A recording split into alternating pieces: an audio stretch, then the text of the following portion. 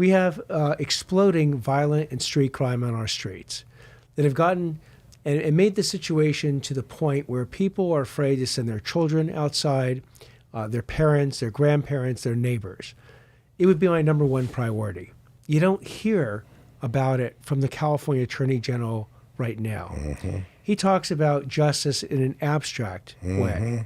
For me, leaving your car on the street and having it broken into, being worried about whether or not someone's going to follow you home, whether it's from a nightclub, a restaurant, a bank or anything, and rob you at your home. Whether or not you're watching in your CVS and people are just running out with less than $950 because they know that they're not going to be prosecuted.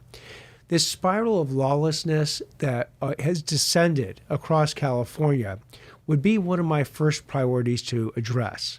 And I would say it just like that basically one person running out of a CVS became 3 people running out of a Walgreens, became 80 people running out of a Nordstrom's, smash and grab robberies, follow home robberies, double-digit rises in homicides. And we have to not only stop the spiral of lawlessness going down, we have to reverse it. And it's clear to me that there have always been and there will always be criminals in every society. That hasn't changed. We don't have more criminals than we had 2 years ago. But what has changed is the failure of the prosecutors, the DA offices in various cities to prosecute these crimes, and therefore the police have difficulty Why would you arrest somebody if they're not going to be prosecuted, if they're going to be let out on bail? So the problem isn't that there's more poverty in this country that leads to crime. That is nonsense. The same people who committed crimes in the past are there now, but they feel more freedom to commit these crimes. Dr. Bob, you're 100% correct. What's been interesting, and I knew this both as a prosecutor and a defense attorney, is that the number one group of people that are paying attention to the changes of both the criminal laws and the changes of enforcement of those criminal laws are the criminals. And they see if the line's moving. So they see if they go ahead and do a smash and grab robbery, and now they get arrested. They're used to staying in jail, having to post bail that they probably can't post, knowing that they can't get out, commit more crimes. And when the next time comes around and they think, well, should I do a smash and grab robbery, or their friends are looking to see what happened to Joe because he got arrested, if they see that Joe's out by nightfall, they're incentivized to go ahead and follow Joe in a criminal path. If they see that the law is doing its job, the prosecutors are doing their job, and Joe's in jail, and Joe's going to stay in jail and pay a hefty punishment for his crime. And I'm not saying Joe needs to go to jail for 100 years, but there has to be consequences for crimes.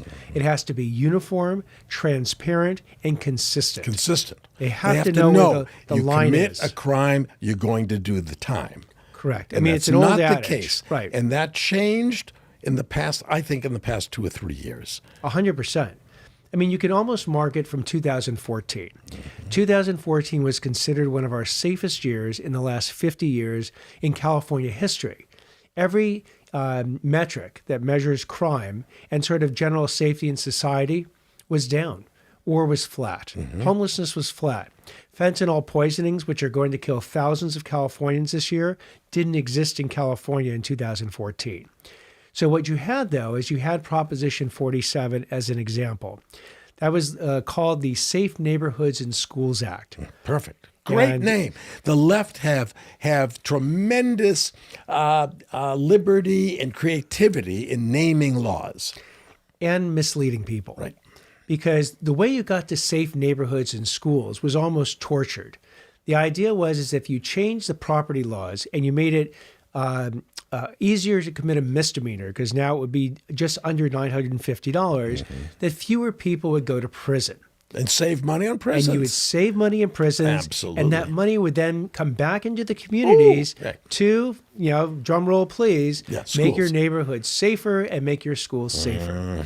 Now, guess what didn't happen? Both parts of the equation. You didn't actually have people, you actually had fewer people going to jail. That part of the equation turned out. But the safety and the security that we were promised, the money that was going to go into local jails to make sure that if you get prosecuted for a misdemeanor and you stay at a local jail, you're kept in the local jail, never materialized. And therein lies the problem. So you started in 2014 with very safe conditions. You then started to weaken the laws. And it took a while for those weaker laws to actually find a full realization in creating problems, and that's the last 2 to 3 years. You got George Gascon in Los Angeles, came into 2020. You had Chesa Boudin in San Francisco, came in 2019. And they control 2 of the largest counties in the state of California. And they instituted a far-left liberal agenda that basically said, look, we're not going to prosecute violent and serious offenders to the full extent of the law on the front end, and then we're going to let them out before they finish their sentence on the back end. And they said, and here's the interesting, the quotient after the equal sign, safety and security are going to get better. But, the statistics don't lie. As we talked about a moment ago, all metrics are showing that we're getting less safe and less secure in this society. Their academic theories on what they thought would happen haven't materialized. And instead of realizing that and then moderating and saying, you know what, we tried it, it didn't work, we got to go back to something at least in the middle, they have doubled down in almost all situations. And they're saying, look, it's going to work, but people are dying, people are suffering. Victims, which they don't focus on, are looking to these prosecutors and they're shaking their heads. I'll give you a perfect example in LA. Prosecutors used to go to people's parole hearings. Why? Because the prosecutor represented the victim. And at the parole hearing, you have the defendant, you have his attorney, the parole board, and they're making the big pitch as to why they've reformed themselves. Well, what about the victim that was originally hurt? Shouldn't the victim be heard? And the prosecutors in Los Angeles used to show up at these parole hearings to represent the victim. But all of a sudden, under George Gascon, he banned his prosecutors from showing up to represent the victim. The victims were incensed. The LA Sheriff's Department actually now sends deputy sheriffs to represent the victims. But why would he, George Gascon, abandon the victims? And again, what you'll hear from me is that because, and you know this, the California Attorney General is the chief law enforcement officer. The California Attorney General can go ahead and come into any of these cases that a DA chooses not to prosecute. I didn't know that. Okay. Oh, 100%. It's actually in the California Constitution. Okay. So a DA, the police arrest someone for a crime, they go to the DA, and the DA refuses to prosecute, the Attorney General can step in. 100%. Let me give you a great example. A couple months ago, an LAPD, Los Angeles Police Department, off-duty officer was gunned down by 4 gang members.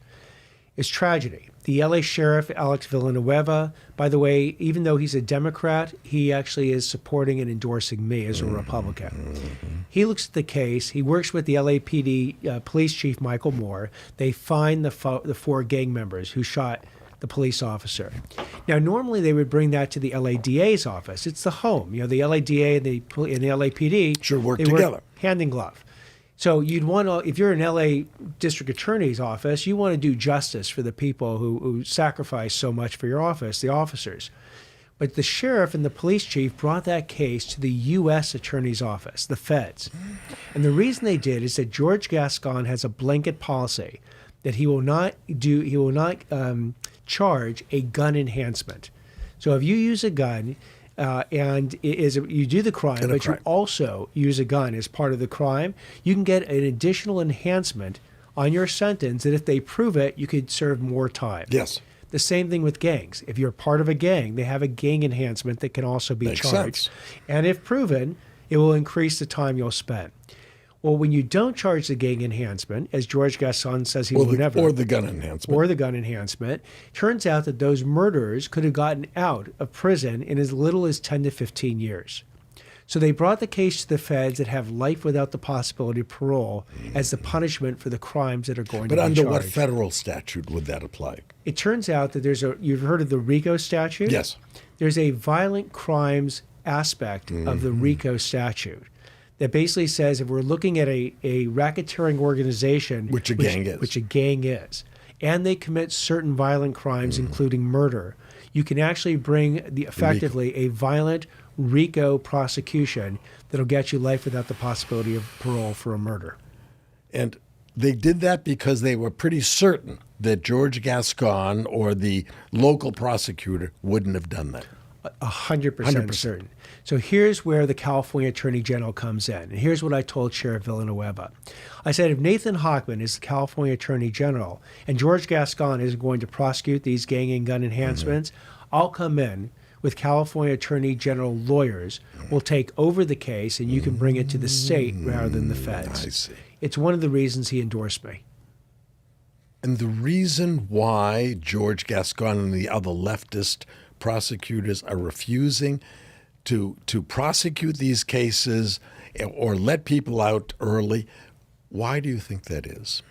Well, he'll tell you. He's not shy about telling you. He basically says that, he goes back to the 1800s when he says that the police were originally established to go after runaway slaves. Oh, that's why. Oh, it's all slavery. I know, I pulls get that it. thread forward. I see. Okay. And he said that basically our system is engaged in wholesale racism, systemic racism. I see. And the only way to cure that is to basically not put murderers or people who are violent or serious felons in jail to the full extent of the law. That arbitrarily he has some metric which exists in only his head and no other head I can find out as to how much you need to serve to pay your debt to society and reform yourself. It's not your fault. And that whatever limited and lesser sentence he believes is appropriate will also serve as a deterrent for others in the community thinking about committing the same crime. The lesser sentence. The lesser sentence will serve as a deterrent. As a deterrent in George Gascon's mind. I see.